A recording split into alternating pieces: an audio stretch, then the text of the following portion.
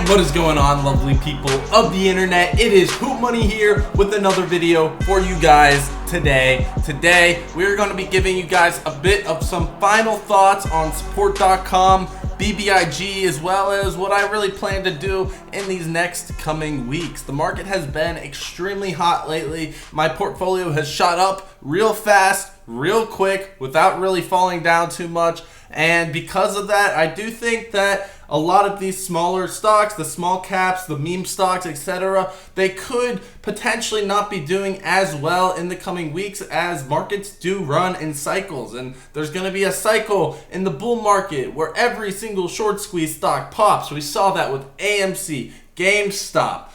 Obviously, SPRT.com, we saw it the most in that one. BBIG, it's rallying. All of these stocks kind of rally together. Unfortunately, the attention is diverted into other places. We can't just get everyone to stack their money into SPRT.com. There's going to be lots of volume trading it, day traders, etc., which actually does help out some of the shorts be able to cover at some lower prices. So instead of just being a perma bull and just listening to the hype and thinking that something has to squeeze, it has to squeeze, it doesn't. That's the facts. It does not have to squeeze. There are market cycles, and you can be wrong. It's hard to predict the top, but as long as you do make some profits on it, you get in early, you don't find yourself chasing, it is a very lucrative way to make money in the stock market. I cannot deny that at all. But once that FOMO does kick in, you start chasing, you start buying back at prices after the stock is already up hundreds of percent.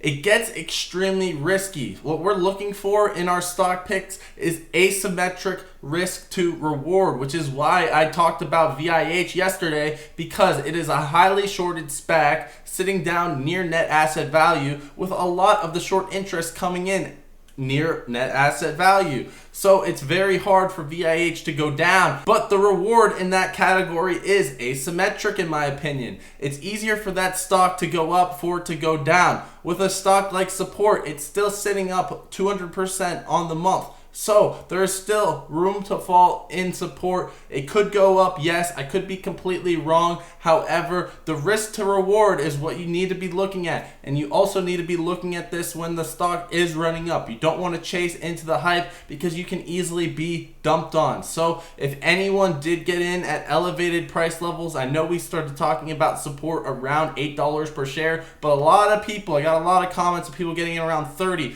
$40 per share. You have to understand the elevated risk involved with getting in at those price levels. Now that being said, you could always have bought SPRT at $20 per share and it's up hundreds of percent in the past few months and it goes to $40 per share. That could happen too, but you have to measure out the risk to reward. There's always increased reward with increased risk. That is a fact. But in the end, you could go down as well. So you have to look for those asymmetric risk to rewards. You need to try to get in early if you can. And if you're getting in late, you have to be able to know when to cut your losses so you're not down 50% holding the bag or catching a falling knife. Obviously, it's easier said than done. Many people go through many tough lessons, myself including, when investing, and a lot of the time it's going to take a lot of big losses before you start understanding things and start making big money. And then for some other people, they never start making big money. They continue to gamble,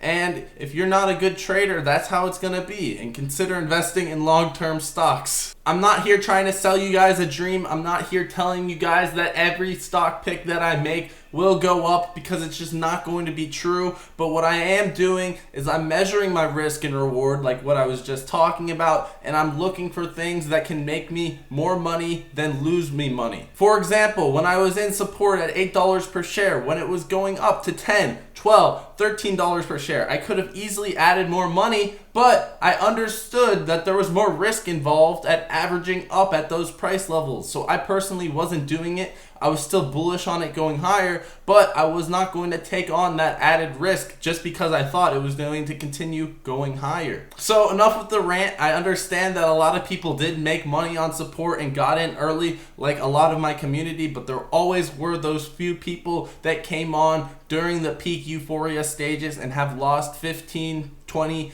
50% on their investment. and they're now stuck holding a bag, hoping that support goes up, and it very well could go up, but I just don't know. So that's what that whole spiel is about. But anyways, we're going to be analyzing what exactly has been going on, where I see support going, and let's just get right into the video.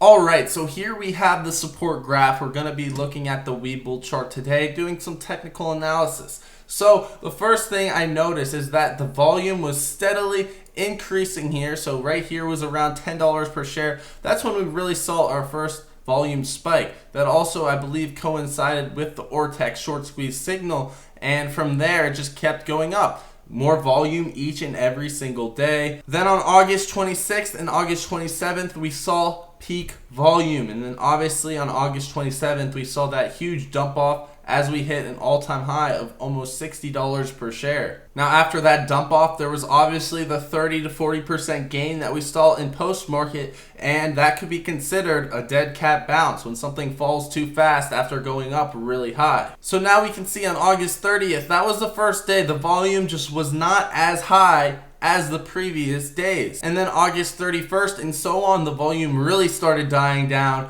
and the share price just started trickling down slowly and slowly as new shorts were adding on, and old shorts, most of them have covered by that point. Now as we zoom in here, you guys can see that we're slowly approaching this 200-hour moving average, the pink line, which is at $20.37. We're currently at $21.14. We saw it get down to $20.62 as of this morning, and we saw actually a solid bounce off that 200-hour moving average, but it was met by an equal or greater sell-off. We also found solid support here at the $21.66 mark, but now you guys can see that it's closed below that, and the new support is the 200-hour moving average. So I'd say if we start closing below that 200-hour moving average, it's definitely going to be more of a bearish outlook, although technical analysis is not why I'm exactly thinking this, so we're gonna have to get into the Ortex data. Alright, so there's still 66% short interest. However, a lot of the short interest is at elevated price levels. When this thing was initially taking off and building up, a lot of the shorts were in around $4 or $8 a share. They were in at a much lower price. Now shorts had the opportunity to get in at much higher prices in the $30, $40, or even $50 ranges, and those shorts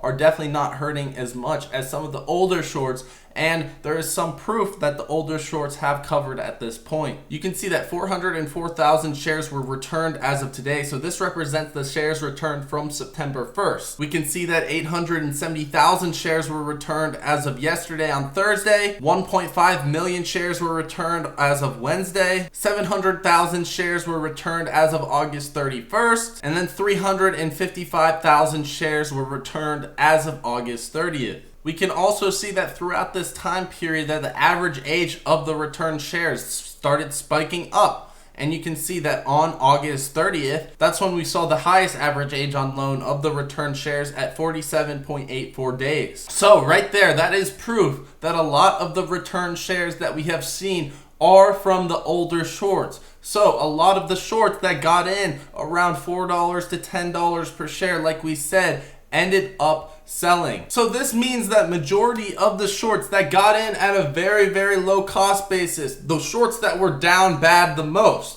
those shorts, most of them actually did cover from what I can tell from this chart. We can also see here that the on loan new shares, so the newly taken out short positions, and the on loan return shares, these two lines have almost identically been moving together. So this is why the short interest is still relatively high, but it also means that the cost basis on the new short positions is likely much higher than it was before we saw that big price action to $50, $60 per share.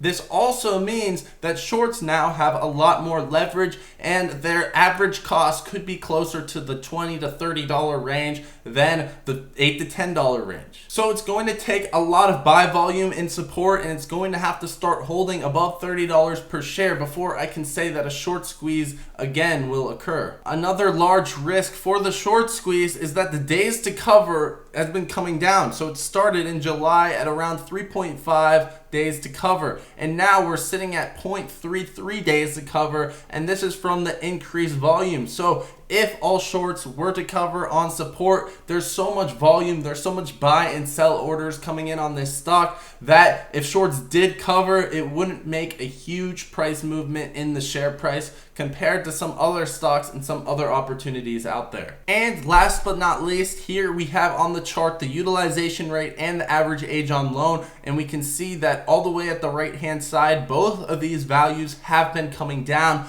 which is a huge indication that a short squeeze has occurred already. And unfortunately, these values don't just update in real time. So our first sign should have been that day when the utilization rate jumped down to 80%. That should have been our first sign that the short squeeze did occur. Anyways, guys, that was about it for the video. That was my analysis on support.com, and that is why I'm not as bullish on support as I was in the past. I understand that there are going to be perma bulls in support that are going to stick with this stock, hold the line, and say F it to the shorts. But just be aware that what you're fighting now is not what we were fighting about a month ago. A lot of what we were fighting a month ago, a few weeks ago, we already beat those guys, right? We got them to cover, and we proved that in today's video. So now we're fighting some of the new shorts that got in at elevated price levels. And we're also fighting the fact that if these new shorts were to cover, it's not going to create a huge jump in price movement because, as we already looked at, the days to cover is extremely low at 0.33. If these shorts were to cover, it just shouldn't make a huge dent in the price. Alright, so those are my final thoughts on support.com. Take it or leave it. That's just how I see this. And I gave you guys data, I gave you guys facts, and it's up to you guys to make your own decision. As always, none of this is financial advice.